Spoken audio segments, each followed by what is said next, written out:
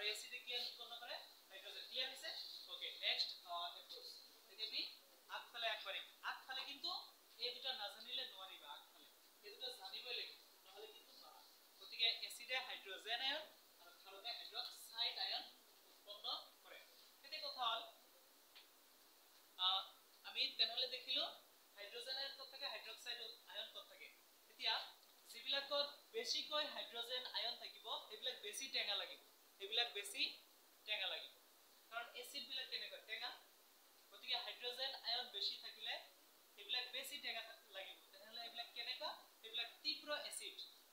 যিবিলাকত বেছি হাইড্ৰোজেন আয়ন থাকে তো হাইড্ৰোজেন আয়ন থাকাবিলাক কি এসিড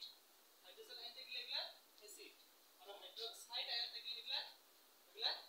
ক্ষাৰ হাইড্ৰক্সাইড আয়ন থাকিলে এইবিলাক ক্ষাৰ তো যিবিলাকত বেছি হাইড্ৰোজেন আয়ন থাকিব বহুত থাকিব এইবিলাক তীব্ৰ এসিড এইবিলাক তীব্ৰ এসিড বুলি কোৱা হয় মানে বহুত ঘন তীব্ৰ এসিড বহুত টেঙা তাৰমানে যিবিলাকত বেছি হাইড্ৰোজেন আয়ন থাকিব এইবিলাক কেনেকৈ এসিড হ'ব তীব্ৰ এসিড আৰু কম কৰি যদি হাইড্ৰোজেন আয়ন থাকে তেতিয়াহ'লে এইবিলাক হ'ব মৃদু এসিড মৃদু মানে পাতল ইমান ঘন নহয় মৃদু এসিড গতিকে দেখিলা এসিড আৰু ক্ষাৰত কাৰ ওপৰত নিৰ্ভৰ কৰে এসিড তীব্ৰ এসিড আৰু মৃদু এসিড হোৱাটো কাৰ ওপৰত নিৰ্ভৰ কৰে কিমান হাইড্ৰোজেন আয়ন আছে যেটো এসিডত বেছি হাইড্ৰোজেন আয়ন আছে হেবিলাক এসিড কেনেকৈ হ'ব তীব্ৰ এসিড বেছি টেঙা হ'ব চাবচোন আৰু যিবিলাকত কম কৰি হাইড্ৰোজেন আয়ন থাকিব হেবিলাক কেনেকৈ এসিড মৃদু এসিড গতিকে হাইড্ৰোজেন আয়ন থাকাৰ ওপৰত ভিত্তি কৰি এসিডক দুটা ভাগত ভাগ কৰিব পৰা যায় বেছিকে হাইড্ৰোজেন আয়ন থাকিলে তীব্ৰ এসিড কমকৈ থাকিলে মৃদু এসিড ঠিক তেনেকৈ আমি দেখিলো হাইড্ৰক্সাইড আয়ন থাকিলে ক্ষাৰক যিবিলাকত বেছিকৈ হাইড্ৰক্সাইড আয়ন থাকিব এবিলাক তীব্ৰ ক্ষাৰক হাইড্ৰক্সাইড আয়ন যিবিলাকত বেছিকৈ থাকিব এবিলাক হল তীব্ৰ ক্ষাৰক বেছিকৈ যদি আমাৰ হাইড্ৰক্সাইড আয়ন থাকে তীব্ৰ ক্ষাৰক আৰু কম কৰি যদি থাকে তাহলে এবিলাক হল মৃদু ক্ষাৰক মৃদু তো দেখিলো বেছি হাইড্ৰোজেন আয়ন থাকিলে তীব্ৰ এসিড আৰু কম হাইড্ৰোজেন আয়ন থাকিলে মৃদু এসিড আৰু বেছি হাইড্ৰক্সাইড আয়ন থাকিলে তীব্ৰ ক্ষাৰক আৰু কম হাইড্ৰক্সাইড আয়ন থাকিলে মৃদু ক্ষাৰক গতি এনেকৈ আমি হাইড্ৰোজেন আৰু হাইড্ৰক্সাইড আয়ন থকাৰ ওপৰত ভিত্তি কৰি হাইড্ৰোজেন আয়ন থকাৰ ওপৰত ভিত্তি কৰি তীব্ৰ এসিড মৃদু এসিড আৰু হাইড্ৰক্সাইড আয়ন থকাৰ ওপৰত ভিত্তি কৰি তীব্ৰ ক্ষাৰক মৃদু ক্ষাৰক এনেকৈ ভাগ কৰিব পাৰোঁ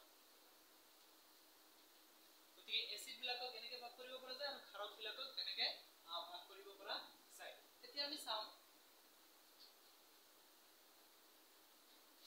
তো সকলো বস্তু সমানে টেঙা নালাগে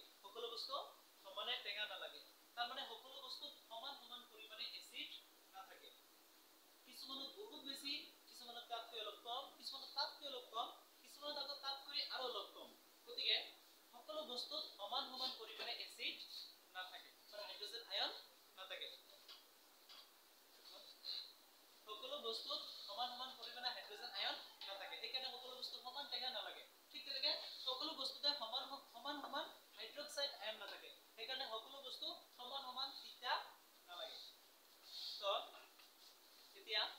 কোনটো বস্তুত কিমান হাইড্ৰোজেন আয়ন থাকিব আৰু কোনটো বস্তুত কিমান হাইড্ৰক্সাইড আয়ন থাকিব সেইটো মানে কোনটো বস্তু কিমান টেঙা লাগিব আৰু কোনটো বস্তু কিমান তিতা লাগিব সেইটো জোখাৰ কাৰণে এটা সিস্টেম আছে আমি সেইটো এতিয়া আলোচনা কৰিম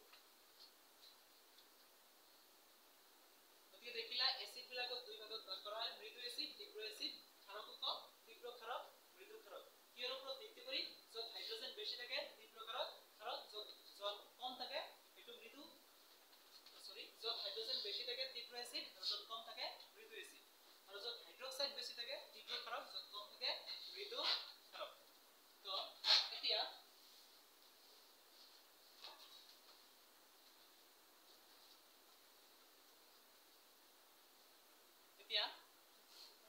কোনো এটা বস্তু কিমানখিনি টেঙা লাগিব আৰু কিমানখিনি তিতা লাগিব সেইটো জোখা হয় আমাৰ এটা পদ্ধতি আছে ইয়াতে সেইটো জোখাৰ কাৰণে আমাৰ এটা পদ্ধতি আছে সেই পদ্ধতিটো আমি ইয়াতে আলোচনা কৰিম ইয়াতে আমাৰ প্ৰায় 7টা নহয় 14টা কাগজ আছে 14টা বেলেগ ৰঙৰ 14টা কাগজ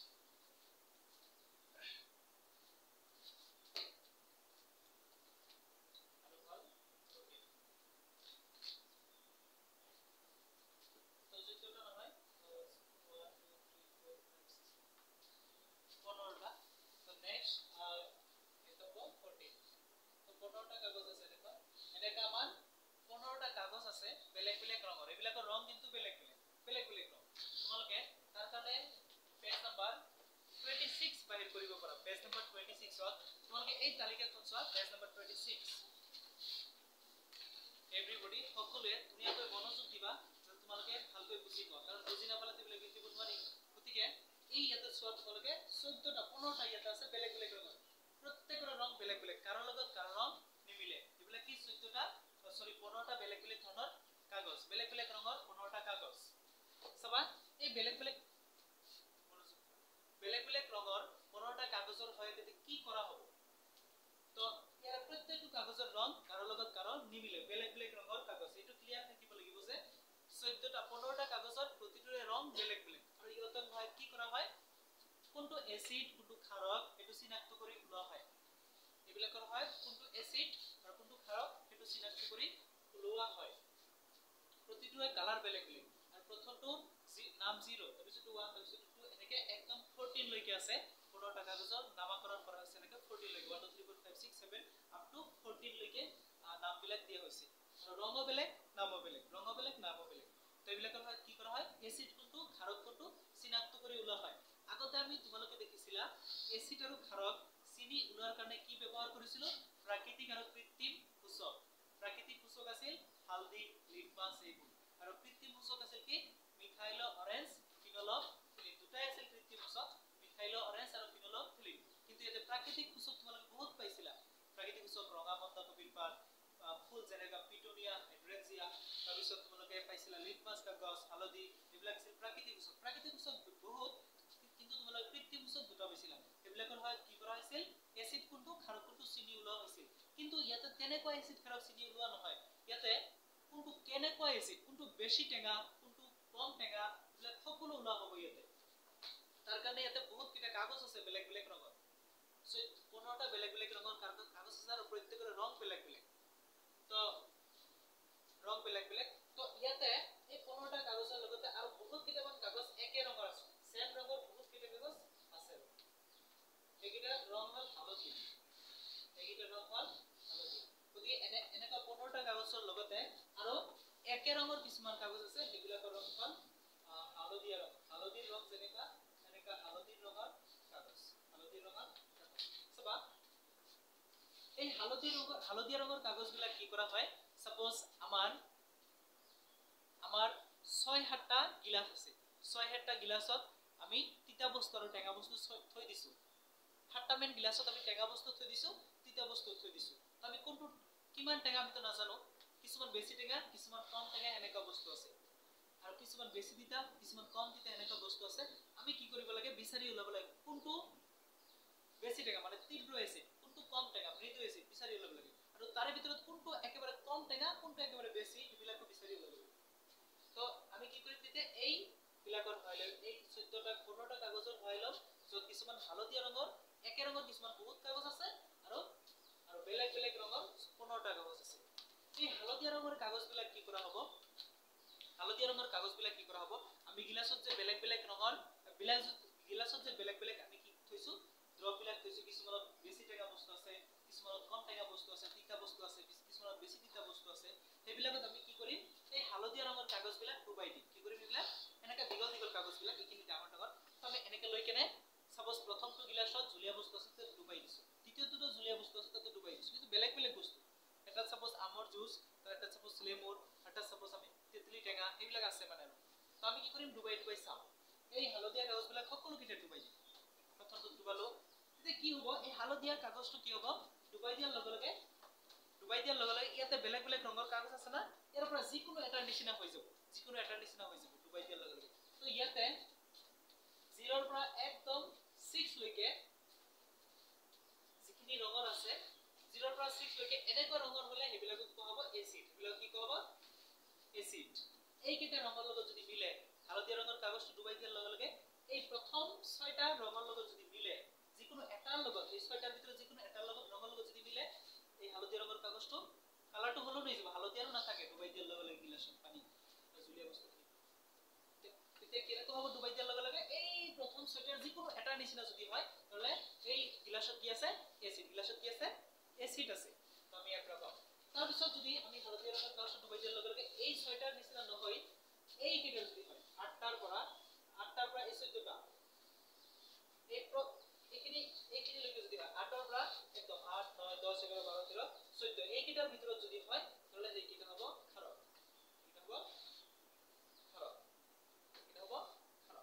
কিন্তু যদি এই 7 নম্বৰ যেটো কাগজ আছে সেইটোৰ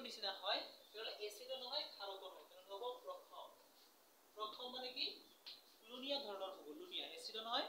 ক্ষাৰক নহয় হ'ব গতিকে দেখা গেল এই হালধীয়া ৰঙৰ কাগজবিলাক আমি বহুত জুলীয়া বস্তু আছে সাপোজ বহুত কিটা গিলাস আছে তা বহুত বেলেগ বেলেগ ধৰণৰ জুলীয়া বস্তু আছে আমি এই হালধীয়া কাগজবিলাক ডুবালে যদি 8 পৰা 14 এইকেইটা কাগজৰ যিকোনো এটা নিচিনা হয় তাহলে এইকেইটা এটো কি এটো গিলাসত কি আছে ক্ষাৰক আছে আৰু 7 নম্বৰ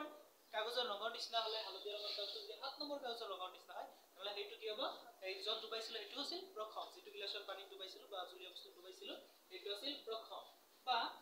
আমাৰ যদি কি হয় এই প্ৰথম 6টা কাগজৰ দৰে ৰং আছে প্ৰথম 6টা কাগজৰ যিকোনো এটাৰ দৰে যদি ৰং হয় হালধীয়া ৰঙৰ কাগজটো ডুবাই দিয়াৰ পিছত জুলীয়া বস্তু তাহলে কি হ'ব এটো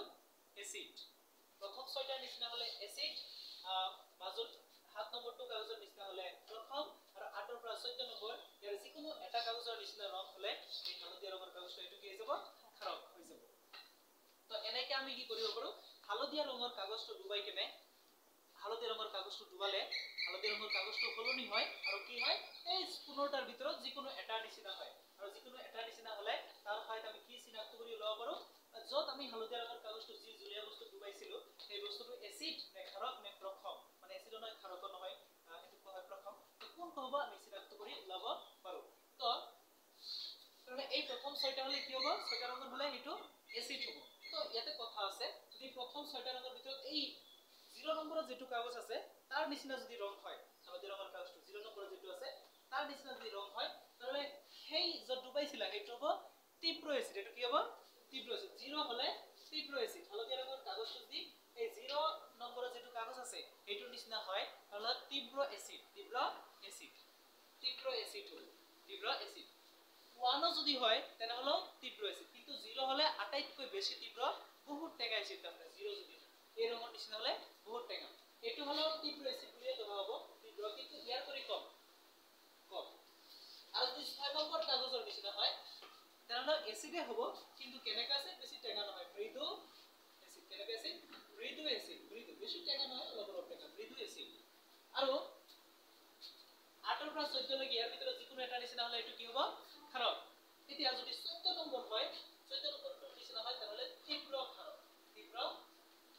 কিন্তু 8 নম্বৰটোৰ দৰে হলে মৃদু ক্ষাৰক 8 9 এনেকা হলে মৃদু ক্ষাৰক এটা যদি হয় মৃদু ক্ষাৰক 8 9 এৰ দৰে বা 10 এৰ দৰে যদি হয় মৃদু ক্ষাৰক লাহে কি হৈছে ক্ষাৰকীয়তা বাঢ়ি যায় 8 হলে একেবাৰে মৃদু ক্ষাৰক নহলে অলপ বেশি টেঙা তাৰপৰে 8 এৰ অলপ বেশি তাৰ পিছত 10 হলে আৰু অলপ বেশি টেঙা 11 হলে আৰু অলপ বেশি 12 হলে আৰু অলপ বেশি 13 হলে ইয়াৰ পৰা বহুত বেশি 14 হলে আটাইতকৈ বেশি তিতা মানে আটাইতকৈ বেশি ক্ষাৰ তিতা গতিকে তীব্ৰ ক্ষাৰকৰ মান 14 তীব্ৰ ক্ষাৰকৰ মান কিমান 14 বা এনেকা ৰঙৰ কাগজ হলে তীব্ৰ ক্ষাৰক গতিকে আমি কেনেকৈ চিনাক্ত কৰিব তীব্ৰ এসিড কেনেকৈ চিনাক্ত কৰিব পাৰো যদি মান 0 হয় তীব্ৰ এসিড যদি মান 14 হয় তীব্ৰ ক্ষাৰক যদি মান 8 হয় মৃদু ক্ষাৰক যদি মান 6 হয় মৃদু এসিড আৰু যদি মান 7 হয় এসিড নহয় ক্ষাৰক নহয় প্ৰক্ষম এইটো কাগজৰ নিচিনা 7 নম্বৰ কাগজৰ নিচিনা হলে প্ৰক্ষম এনেকৈ আমি এই 15টা কাগজৰ সহায়ত কোনো এটা দ্ৰৱ কোনো এটা জুলীয়া পদাৰ্থ বা যিকোনো বস্তু হওক সেইটো এসিড নে ক্ষাৰক বেছিভাগ জুলীয়া বস্তু চেক কৰা হয় তো কোনো জুলীয়া পদাৰ্থ কোনো পদাৰ্থ এসিড নে ক্ষাৰক সেইটো চিনাক্ত কৰি ওলাব পাৰো এসিড ক্ষাৰক নে প্ৰক্ষম সেইটো চিনাক্ত কৰি ওলাব পাৰো এই 15টা বেলেগ বেলেগ ৰঙৰ ৰঙীন কাগজৰ সহায়ত আৰু এই কাগজ কেইটাক একেলগে কোৱা হয় পিএইচ স্কেল কি বুলি কোৱা হয় পিএইচ স্কেল আৰু এইটোক আৱিষ্কাৰ কৰিছিল পাস্কেল নামৰ এজন বিজ্ঞানীয়ে পাস্কেল নামৰ এজন বিজ্ঞানীয়ে আৱিষ্কাৰ কৰিছিল পিএইচ স্কেল আচলতে কি পিএইচ স্কেল হল আচলতে 15টা বেলেগ বেলেগ ধৰণৰ ৰঙীন কাগজ পিএইচ স্কেল 15টা বেলেগ বেলেগ ধৰণৰ কেনেকৈ কাগজ ৰঙীন কাগজ যি ৰঙীন কাগজ বিলাক কি কৰে আৰু ৰঙীন কাগজ বিলাকক আমি নামকৰণ কৰা হৈছে এনেকা 0 পৰা 14 লৈকে নামকৰণ কৰা হৈছে ৰঙীন কাগজ বিলাকক যি কাগজ বিলাক কি কৰে কোনো এটা দ্ৰৱ তীব্ৰ এসিড নে মৃদু এসিড তীব্ৰ ক্ষাৰক নে মৃদু ক্ষাৰক নে প্ৰক্ষম এটো চিনাক্তকৰণত আমাক কি কৰে সহায় কৰে গতিকে আমি দুনিয়াকৈ কোনো এটা বস্তু এসিড নে ক্ষাৰক এটো আমি চিনাক্ত কৰি ওলাব পাৰো তাৰ সহায়ত এই পিএইচ স্কেলৰ সহায়ত বা 14টা যে বেলেগ বেলেগ ৰঙৰ কাগজ আছে এই 14টা বেলেগ বেলেগ ৰঙৰ কাগজৰ সহায়ত এই 14টা বেলেগ বেলেগ ৰং 14টা নহয় 15টা এই 15টা বেলেগ বেলেগ ৰঙৰ কাগজক কি বুলি কোৱা হয় পিএইচ স্কেল বুলি কোৱা হয় pH স্কেল আমাক ধুনীয়াকৈ এনেতো আমি এসিড ক্ষাৰক চিনাক্ত কৰি ওলাব পাৰো প্ৰাকৃতিক আৰু কৃত্ৰিম উৎসৰ সহায়ত কিন্তু pH স্কেলে আমাক ধুনীয়াকৈ চিনাক্ত কৰাত সহায় কৰে যে কোনটো বেছি টেঙা কোনটো কম টেঙা কোনটো বেছি তিতা কোনটো কম তিতা এইবিলাক ধুনীয়াকৈ চিনাক্ত কৰাত সহায় কৰে pH স্কেলে বা এই 15টা বেলেগ বেলেগ ৰঙীন কাগজে এইবিলাকক একেলগে কোৱা হয় pH স্কেল আৰু পাস্কেল নামৰ বিজ্ঞানীয়ে ইয়াক আৱিষ্কাৰ কৰিছিল আৰু ইয়াতে কেনেকৈ চিনাক্ত কৰা হয় হালধীয়া ৰঙৰ কাগজবিলাক ডুবাই দিয়া হয় আৰু সেই কাগজবিলাক কি কৰে ইয়াৰে 15টা যিকোনো ৰঙৰ কাগজৰ ৰূপ লয় হালধীয়া ৰঙৰ কাগজটোৱে ইয়াৰে যিকোনো ৰঙীন এটা কাগজৰ ৰূপ লয় দুটাৰ নিচিনা কেতিয়াও নহব ইয়াৰে যিকোনো এটাৰ নিচিনা হ'ব এই হালধীয়া ৰঙৰ কাগজটোৱে তো হেনেকে আমি চিনাক্ত কৰিব পাৰো এই স্কেলৰ সহায়ত ইয়াক কোৱা হয় pH স্কেল বুলি কোৱা হয় গতিকে এই pH স্কেলত যদি মান কিমান হয় 0 তেনলে কেনেকৈ এসিড হ'ব তীব্ৰ এসিড 1 হলেও তীব্ৰ এসিড কিন্তু যদি pH স্কেলত মান যদি কিমান হয় 6 হয় মানে 6 নম্বৰ কাগজৰ দৰে হয় তেনলে এটো মৃদু এসিড যদি 7 হয় pH স্কেলত মান প্ৰখম যদি 8 হয় মৃদু ক্ষাৰক যদি 14 হয় pH স্কেলত মান তীব্ৰ ক্ষাৰক তো বুঝ এনেকে আমি চিনাক্ত কৰি ওলাব পাৰো তীব্ৰ এসিড মৃদু এসিড তীব্ৰ ক্ষাৰক মৃদু ক্ষাৰক কাৰ সহায়ত এই pH স্কেলৰ সহায়ত গতিকে তোমালোকে দেখিলা এটো হল pH স্কেল এতে কথা হল এই যে মান যে 0 হৈছিল এটা হৈছিল তীব্ৰ এসিড আমি অলপ আগতে পাইছিলো যদি তীব্ৰ এসিড হয় তাহলে কি থাকে তাতে হাইড্ৰোজেন আয়ন বেশি কৈ থাকে অলপ আগতে কৈছিল হয়নে যদি বেশি হাইড্ৰোজেন আয়ন থাকে তাহলে এটো কি এসিড হয় তীব্ৰ এসিড গতিকে মান যদি 0 হয় এটো তীব্ৰ এসিড গতিকে কি থাকিব হাইড্ৰোজেন আয়ন বেশি কৈ থাকিব এটো হাইড্ৰোজেন আয়ন আটাইতকৈ বেশি যদি তীব্ৰ এসিড গতিকে 0 হলে তীব্ৰ এসিড আৰু তাতে হাইড্ৰোজেন আয়নৰ পৰিমাণ আটাইতকৈ বেশি গতিকে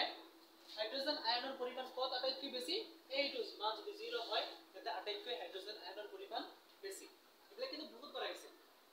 আৰু হাইড্ৰোজেন আয়নৰ পৰিমাণ আটাইতকৈ কত কম এই যে যদি pH ৰ মান কিমান হয় 6 হয় pH ৰ মান 6 হলে হাইড্ৰোজেন আয়নৰ পৰিমাণ আটাইতকৈ কম আৰু pH ৰ মান 0 হলে pH স্কেলত pH ৰ মান 0 হলে হাইড্ৰোজেন আয়নৰ পৰিমাণ আটাইতকৈ বেশি কাৰণ তোমালোক কৈছে তীব্ৰ এসিডত হাইড্ৰোজেন আয়ন বেশি হয় না নাই হাইড্ৰোজেন আয়ন বেশি হয় গতি এইটো তীব্ৰ এসিড 0 হলে তীব্ৰ এসিড গতিকে 0 হলে তীব্ৰ এসিড আৰু তীব্ৰ এসিড হলে হাইড্ৰোজেন আয়ন বেশি থাকে গতিকে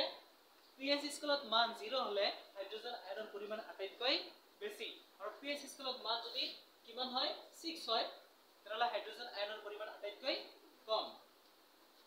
আৰু pH স্কেলত মান যদি 7 হয় তাহলে ইয়াতে কোনো আয়ন নাথাকে হাইড্ৰোজেন আয়ন নাথাকে হাইড্ৰোক্সাইড আয়ন নাথাকে কোনো আয়ন ইয়াতে নাই গতিকে প্ৰথম দ্ৰৱ যদি প্ৰথম হয় কোনো এটা বস্তু যদি প্ৰথম হয় তাহলে তাতে কি নাথাকে হাইড্ৰোজেন আয়ন নাথাকে হাইড্রোক্সাইড আয়ন নাথাকে কোনোটা আয়নই নাথাকে তাতে ওকে তাতে কোনো আয়নই তাতে নাথাকে তো এতিয়া যদি কি হয় 8 ৰ পৰা 14 লৈকে হয় তাহলে এইবিলাকত কি থাকিব এইবিলাক ক্ষাৰক যিহেতু ক্ষাৰকত কি আয়ন থাকে হাইড্ৰোক্সাইড এসিডত কি আয়ন থাকে হাইড্ৰোজেন আৰু ক্ষাৰকত হাইড্ৰোক্সাইড গতিকে যদি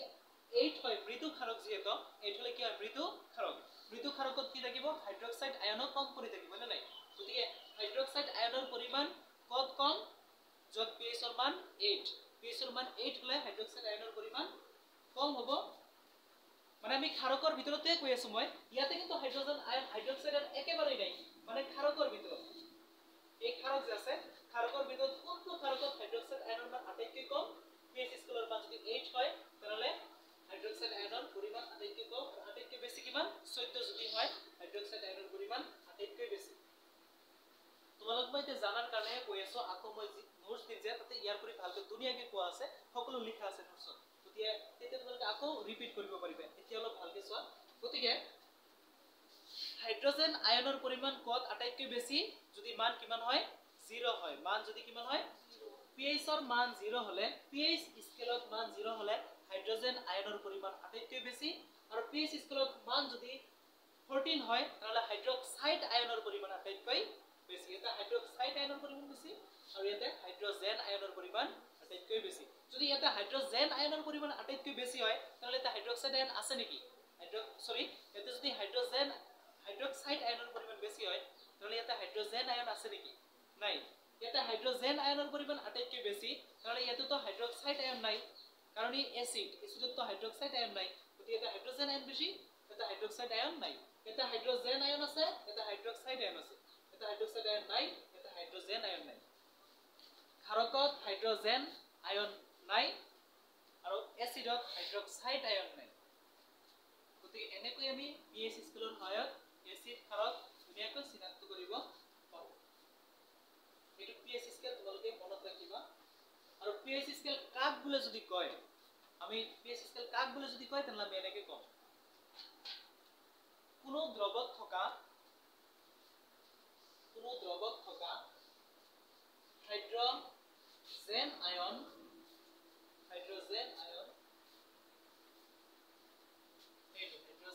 বা হাইড্ৰোজেন বাংলাত লিখিব পৰা কোনো দ্ৰৱত থকা হাইড্ৰোজেন আয়ন আৰু হাইড্ৰক্সাইড আয়ন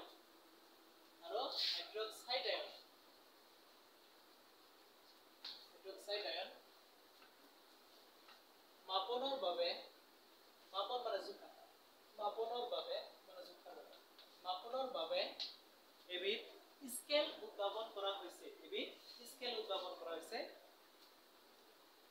কোনো দ্ৰৱত থকা হাইড্ৰোজেন আয়ন আৰু হাইড্ৰক্সাইড আয়ন মাপনৰ বাবে এবিধ স্কেল উদ্ভাৱন কৰা হৈছে ইয়াক পিএইচ স্কেল বোলে তাহলে পিএইচ স্কেল কাক বোলে এই যে হাইড্ৰোজেন আয়ন আৰু হাইড্ৰক্সাইড আয়ন মাপনৰ বাবে যি স্কেল উদ্ভাৱন কৰা হৈছে তাক কি কোৱা হয় পিএইচ স্কেল কাৰণ ইয়াত আমি কি জুখি আছিল কোনটো এচিড কোনটো ক্ষাৰক জুখি আছিল আমি আৰু কোনটো এচিড কোনটো ক্ষাৰক জুখি আছিল কিয়ৰ সহায়ত আমি হালধীয়া কাগজৰ সহায়ত জুখি আছিল গতিকে হাইড্ৰোজেন আয়ন আৰু হাইড্ৰক্সাইড আয়ন যাৰ সহায়ত জুখা হয় তাক কি স্কেল বোলে পিএইচ স্কেল বোলে গতিকে এনেকে পিএইচ স্কেলৰ সহায়ত এচিড ক্ষাৰক চিনাক্ত কৰা হয় এতিয়া আমি তোমালোকে পিএইচ স্কেলটো ধুনীয়াকৈ চাবা কৰা যে হ্যাঁ একবাৰ হলেও চাবা কমসে কম 10 মিনিট হলেও তোমালোকে আজি যায় বিজ্ঞানত চাবা পিএইচ স্কেল কষ্ট কৰি হলে এটো চাব লাগিব পিএইচ স্কেল এতিয়া আমি চাম দৈনন্দিন জীৱনত পিএইচৰ গুৰুত্ব প্ৰথমতে আমি চাম উদ্ভিদ আৰু প্ৰাণী পিএইচ সংবেদনশীল হয়নে কোৱেশ্চনটোত কৈছে উদ্ভিদ আৰু প্ৰাণী পিএইচ সংবেদনশীল হয়নে তোমালোকে জানা উদ্ভিদ কাকৈ গছ-গছনি না নাই প্ৰাণী কাকৈ মানৱ জীৱ-জন্তু বেলেগ যিবিলাক আছে সকলোবিলাক প্ৰাণী উদ্ভিদ আৰু প্ৰাণীয়ে পিএইচ অনুভৱ কৰিব পাৰে নে তোমালোকে দেখিছা পিএইচ কিমান এইকেইটা পিএইচ কোৱা হয় চোৱা 0 ৰ পৰা 14 লৈকে আছিল নে 0 ৰ পৰা 14 লৈকে পাইছিলো নে 0 1 2 3 4 5 6 7 up to 14 এইকেইটা কোৱা হয় পিএইচ কি বুলি কোৱা হয় পিএইচ মানে যেটো আমি স্কেল দেখিছিলো তাতে 14টা 15টা যে বেলেগ বেলেগ নাম দিছিল 0 1 2 3 4 5 6 নাম দিছিল না এইকেইটা কি বুলি কোৱা হয় এটো আছিল পিএইচ স্কেল আৰু এই মানবিলাকক কোৱা হয় পিএইচ মানবিলাকক কি বুলি কোৱা হয় পিএইচ গতিকে পিএইচৰ মান কেইটা আছে 15টা 0 1 2 3 4 5 6 up to 14 লৈকে গতিকে পিএইচৰ মান 14 লৈকে আছে পিএইচৰ মান 0 হলে কেনেকৈ এসিড হয় পিএইচৰ মান 0 হলে তীব্ৰ এসিড আৰু পিএইচৰ মান 14 হলে তীব্ৰ ক্ষাৰক হয় আৰু পিএইচৰ মান 7 হলে ভেৰি গুড প্ৰথম হয় এতিয়া আমি চাম উদ্ভিদ আৰু প্ৰাণী বিলাকে পিএইচ অনুভৱ কৰিব পাৰে নে যিবিলাক উদ্ভিদ আৰু প্ৰাণী আছে সেইবিলাকৰ শৰীৰৰ পিএইচ কিমান আমাৰ শৰীৰৰ পিএইচৰ মান মানে আমাৰ শৰীৰ যে আছে আমাৰ শৰীৰটো এসিড নে ক্ষাৰকীয় কেনেকা আমাৰ শৰীৰৰ পিএইচৰ মান 7 ৰ পৰা 7.8 আমাৰ শৰীৰৰ পিএইচ কিমান 7 ৰ পৰা 7.8 7 হলে তো প্ৰথম হয় না নাই 7 হলে কিমান হয় প্ৰথম হয় এসিড নহয় ক্ষাৰক নহয় কিন্তু 7 ৰ পৰা 7.8 ৰ ভিতৰত তাৰ মানে প্ৰথমৰ পৰা ক্ষাৰৰ ফালে কোনফালে ক্ষাৰলৈ মানে এসিড নহয় আমাৰ শৰীৰৰ পিএইচ এসিড হয় কিন্তু কি অলপ ক্ষাৰকীয় গতিকে আমাৰ শৰীৰৰ পিএইচ 7 ৰ পৰা 7.8 ৰ ভিতৰত আমাৰ শৰীৰৰ পিএইচ 7 ৰ পৰা 7.8 ৰ ভিতৰত হয় আৰু ইয়াৰ কৰি যদি পিএইচ কম হয় পিএইচ কমি গলে কি হ'ব নোৱাৰে আমি জীয়াই থাকিব নোৱাৰো যিমান জীৱ আছে সকলো জীৱৰ শৰীৰৰ যদি পিএইচ ইয়াৰ কৰি কম হৈ যায় গোটেই শৰীৰৰ পিএইচ যদি 7 ৰ পৰা 7.8 ৰ কৰি কম হৈ যায় তাহলে জীৱবিলাক কি কৰিব নোৱাৰে জীয়াই থাকিব নোৱাৰে পিএইচ কম হৈ গলে এসিড হৈ যাব যদি পিএইচ 7 ৰ পৰা 6 হৈ যায় আমাৰ শৰীৰৰ 6 হয় গোটেই শৰীৰৰ পিএইচ তাহলে আমাৰ শৰীৰটো কেনে হ'ব pH 6 হলে তো এসিড হয় নাই বা pH 5 হলে কিমান তোমালোক কৈছিল যদি 0 পৰা 6 এৰ ভিতৰত হয় এগুলা কি এসিড এগুলা কি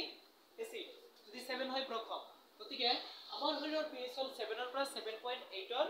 7 ৰ পৰা 7.8 ৰ ভিতৰত সেই কাৰণে আমি ভৰ্তি আছো কিন্তু ইয়াৰ পৰা যদি pH কম হৈ যায় আমাৰ শৰীৰৰ তাহলে আমি কি থাকিব নোৱাৰো জীয়াই থাকিব নোৱাৰো কাৰণ ইয়াৰ পৰা pH কম হলে আমাৰ শৰীৰটো কেনেকৈ হৈ যাব এসিডিয় বা আম্লিক টেঙা গতিকে তেতিয়া আমি ভৰ্তি থাকিব নোৱাৰো এতিয়া আমি চাম আমাৰ পাচন তন্ত্ৰৰ pH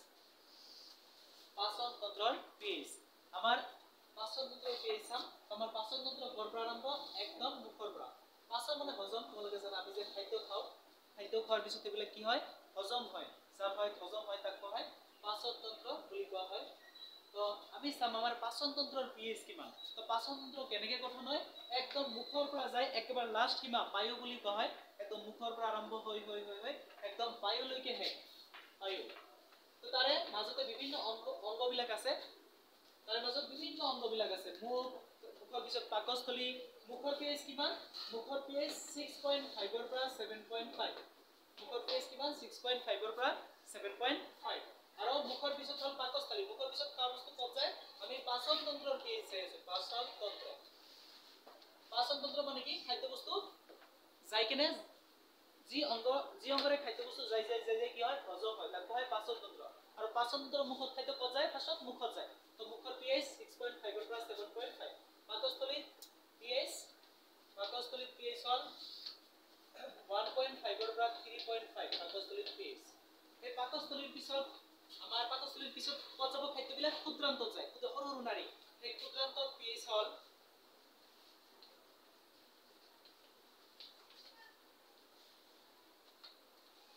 ক্ষুদ্ৰান্তৰ pH 6 ৰ পৰা 7.5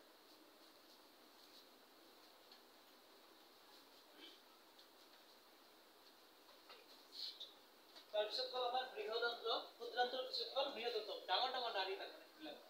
বৃহদান্ত্ৰ সৰু নাৰীৰ পিছত ক'ত যায় ডাঙৰ নাৰীবিলাক যায় 5.5 ৰ পৰা 7 গতিকে বৃহদান্ত্ৰত আমাৰ বৃহদান্ত্ৰৰ pH 5.5 ৰ পৰা 7 গতিকে এইবিলাক হল আমাৰ পাচন তন্ত্ৰৰ pH গতিকে আমাৰ এইকেইটাই আমাৰ পাচন তন্ত্ৰ গঠন কৰে আৰু আমাৰ পাচন তন্ত্ৰৰ এইবিলাক pH মুখৰ 6.5 ৰ পৰা 7.5 পাকস্থলীৰ pH 1.5 ৰ পৰা 3.5 ক্ষুদ্ৰান্তৰ pH 6 ৰ পৰা 7.5 বৃহদান্ত্ৰৰ pH 5.5 ৰ পৰা 7 তো তোমালোকে দেখা 6.5 ৰ পৰা 7.5 যদি কেনেকা হয় 6.5 হলে তো এসিড হ'ব হয় নাই 6 লৈকে হলে এসিড 6.5 ৰ পৰা 7.5 মানে ক'ব পৰা যায় এসিড আৰু ক্ষাৰকৰ ঠিক মাজতেই কিন্তু প্ৰথম নহয় এসিডিও হয় অলপ ক্ষাৰকীয় হয় কিন্তু প্ৰথম নহয় পাকস্থলীৰ pH কিমান 1.3 পৰা 3.5 তাহলে এটো কি হবে এসিড না ক্ষাৰক 3 লৈকে হলে তো আমাৰ 3 4 এইবিলাক তো এসিড হয় গতিকে এটো এসিড কিন্তু এটো এসিডিও ক্ষারকীয় দুয়োটাই আৰু 6 ৰ পৰা 7.5 হলে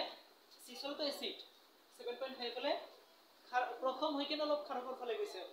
গতিকে এসিডৰ পৰা প্ৰথমৰ ফালে ক'ব পৰা যায় এনেকুৱা আৰু এতিয়া দেখিলো আমি পাচন তন্ত্ৰৰ এইবিলাক pH হয় তো এতিয়া তোমালোকে দেখা পালা মুখৰ pH কিমান 6.5 ৰ পৰা 7.5 মুখৰ pH লাগিব এতিয়া মুখৰ pH 6.5 ৰ পৰা 7.5 ৰ ভিতৰত ইয়াৰ পৰা যদি মুখৰ pH কমি যায় ইয়াৰ পৰা মুখৰ pH যদি কমি যায় মানে কমি কেনে যদি 6.5 ৰ পৰা যদি কমি যায় pH যদি মুখৰ pH 6.5 ৰ পৰা কমি যদি কিমান হয়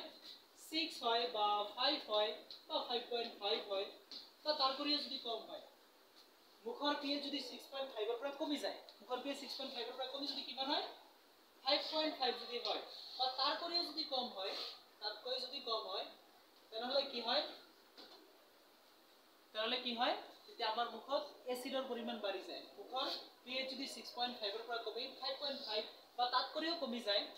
5.5 ৰ পৰা যদি কমি যায় মুখৰ pH 5.5 ৰ পৰা কমি গলে আমাৰ মুখত কি উৎপন্ন হ'ব বেছিকে এসিড উৎপন্ন হ'ব আৰু সেই এসিডে কি কৰিব আমাৰ দাঁতৰ গুৰিবিলাক ক্ষয় কৰিব দাঁতৰ গুৰিবিলাকত কি আছে দাঁতৰ গুৰিবিলাকক কোৱা হয় এনামেল বুলি কোৱা হয় দাঁতৰ গুৰিবিলাকক কোৱা হয় এনামেল আৰু সেই এনামেল কিহেৰে তৈয়াৰী হৈছে ক্যালসিয়াম ফসফেট নামৰ এটা যৌগৰ দ্বাৰা গঠিত হৈছে ক্যালসিয়াম ফসফেট ক্যালসিয়াম ফসফেট এটা যৌগ আছে সেইটোৰে গঠন হৈছে আৰু কি হয় যেতিয়া মুখৰ pH 6.5 ৰ পৰা কমি যায় 6.5 ৰ পৰা কমি কিমান হয় 5.5 বা তাৰ পৰিও কম হয় মুখৰ pH 5.5 বা তাতকৈও যদি কম হয় মানে 5.5 তকৈ যদি কম হয় মুখৰ pH 6.5 ৰ পৰা কমি যদি 5.5 তকৈও কম হয় তেতিয়া আমাৰ কি হয় দাঁতৰ এনামেল ক্ষয় যায় দাঁতৰ গুৰি ক্ষয় যায় দাঁতৰ গুৰি ক্ষয় যায় দাঁতৰ গুৰি ক্ষয় যায় দাঁতৰ গুৰি কিৰে গঠন হৈছে ক্যালসিয়াম ফসফেট নামৰ এটা কঠিন পদাৰ্থৰে দাঁতৰ এনামেল অংশ গঠিত হৈছে দাঁতৰ গুৰি এনামেল দাঁতৰ এনামেল ক্যালসিয়াম ফসফেট নামৰ এটা কঠিন পদাৰ্থৰে তৈয়াৰ হৈছে আৰু এই কঠিন পদাৰ্থৰে ক্ষয় যায় যদি pH ৰ মান কিমান হয় 5.5 তকৈ কম হয় মুখৰ ভিতৰৰ pH 5.5 তকৈ কম হলে ক্যালসিয়াম ফসফেটেৰে তৈয়াৰী দাঁতৰ কঠিন অংশ এনামেল ক্ষয় যায় দাঁতৰ কঠিন অংশ এনামেল ক্ষয় যায় ক্যালসিয়াম ফসফেটেৰে তৈয়াৰী দাঁতৰ এনামেল ক্ষয় যায় কেতিয়া মুখৰ ভিতৰৰ pH 5.5 তকৈ কম হয় ओके ओके इसी तो बहुत